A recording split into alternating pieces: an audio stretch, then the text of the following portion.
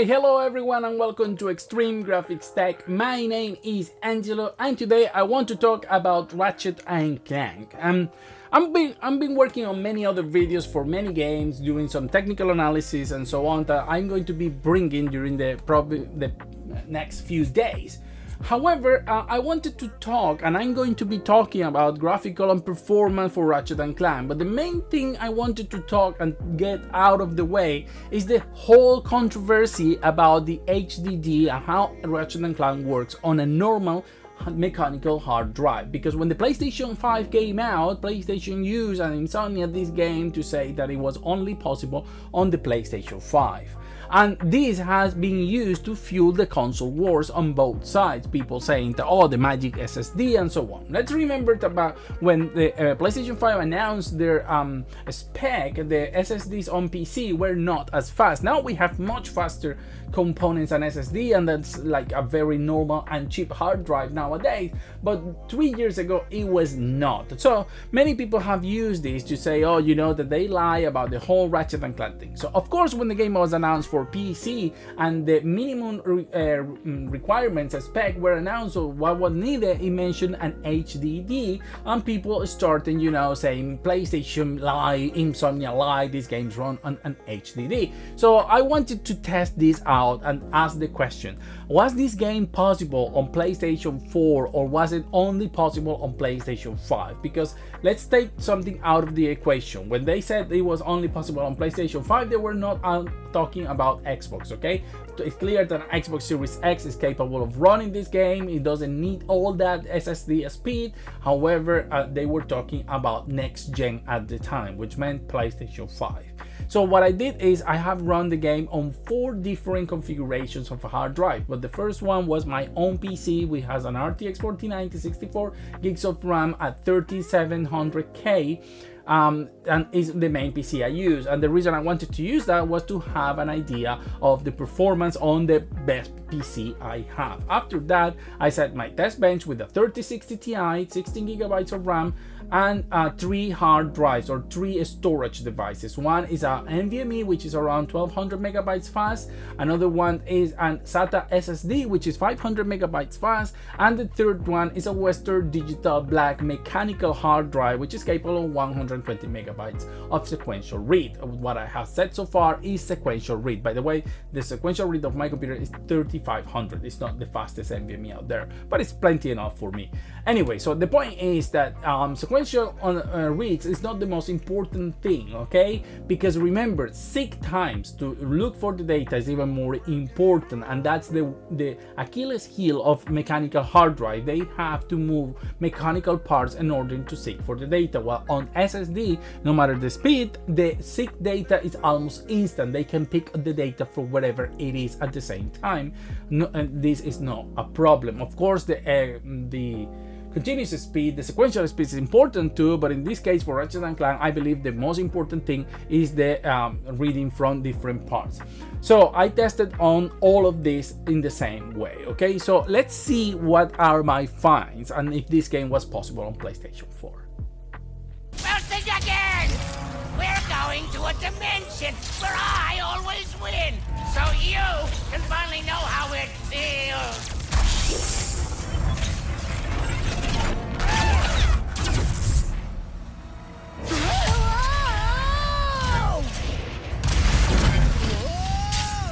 The dimensions are weakening considerably.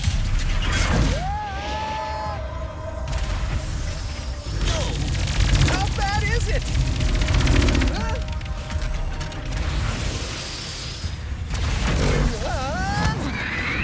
Well, it is certainly not good. Great! Where are we? Beats me.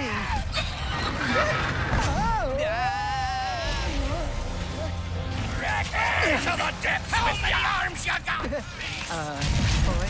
We've been boarded! Get off me ship, foul creature!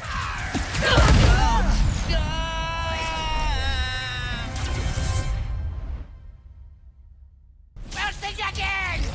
We're going to a dimension where I always win, so you can finally know how it feels.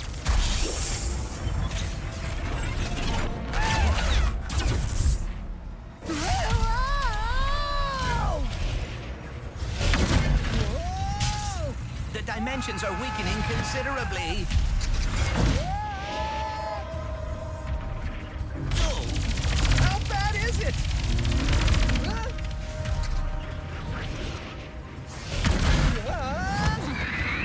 Well, it is certainly not good.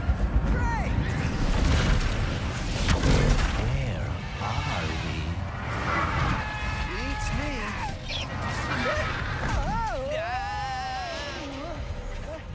Ratchet! To the depths with the arms you got!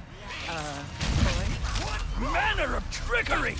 Get off me, ship! I'll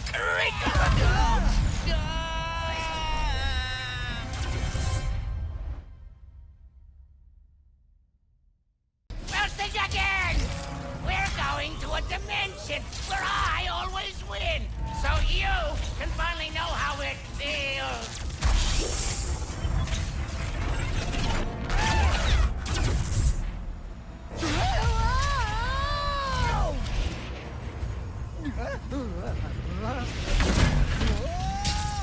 The dimensions are weakening considerably.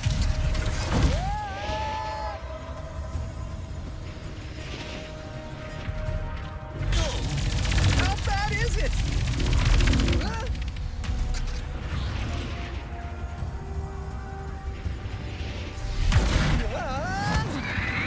Well, it is certainly not good. Great! Where are we? Beats me.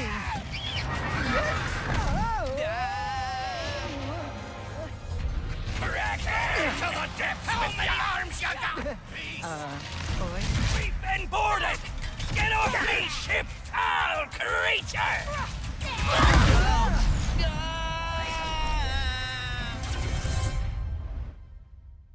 Roasted again! We're going to a dimension where I always win, so you can finally know how it feels.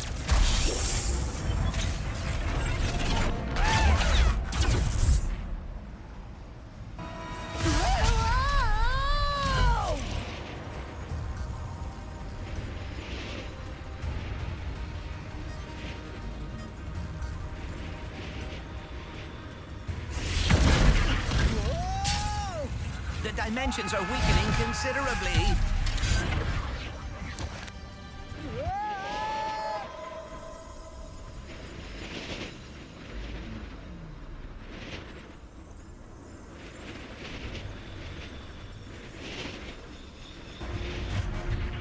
Oh, how bad is it?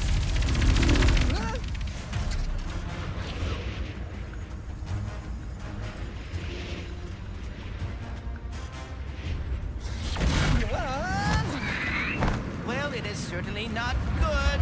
Great! Where are we?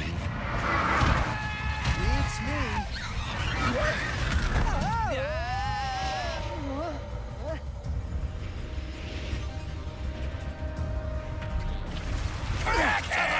With how many arms you got?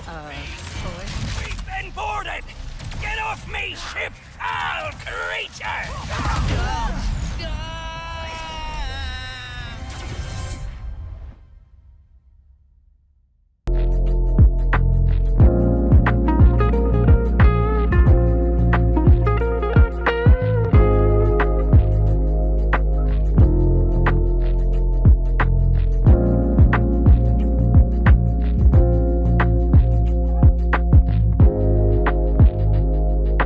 Lazy, no.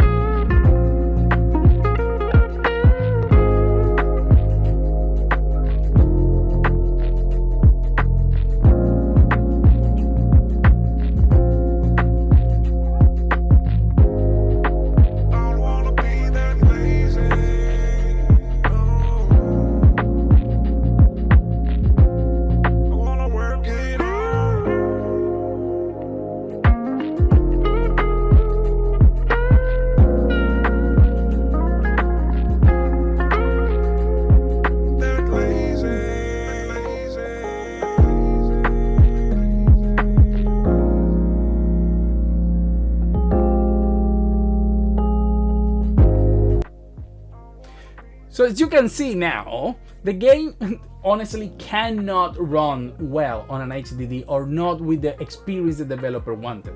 And we have to take something into consideration. The only thing that we can say is worse on this computer than a PlayStation 5 is the hard drive. Okay, so we have a 3060 Ti, which is faster than a PlayStation 5. We have a 12600K, which we can say is around the same, and we have more VRAM in more RAM in total, 16 GB of system memory and 8 GB of VRAM. So all of those components we can say is better than a PlayStation 5, right? Or at least if you don't agree with that, you will agree with me that it's as fast or as equal as a PlayStation 5, right? Okay, fine. So let's say it's that. Even in that case, the important part here is that this computer is way ahead of the PlayStation 4.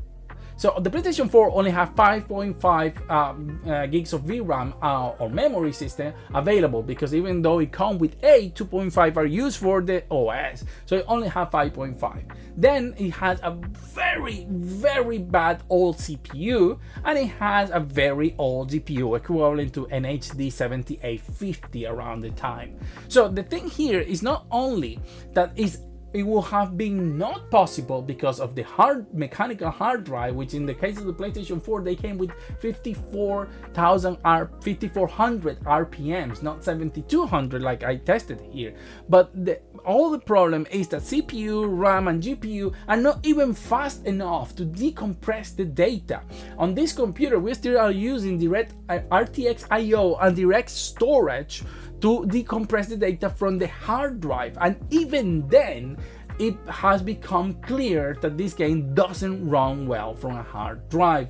You have to wait several seconds for portals to load, and that is not the seamless experience the developers wanted. So imagine if this same game was put to test on a PlayStation 4.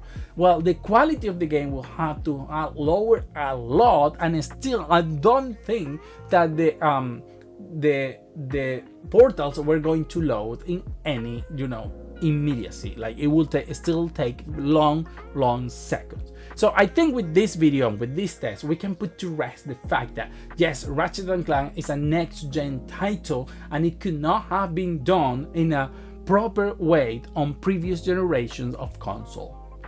If you like this video, please subscribe, like, share it, and do all those things that help me keep making this type of content. I promise I have to come with some games and testing like Remnant 2, the Ratchet & Clank, and the next Baldur's Gate 3. So when that happens, you will have videos here, so press that bell so you get all those notifications. Thank you very much, and see you on the next video.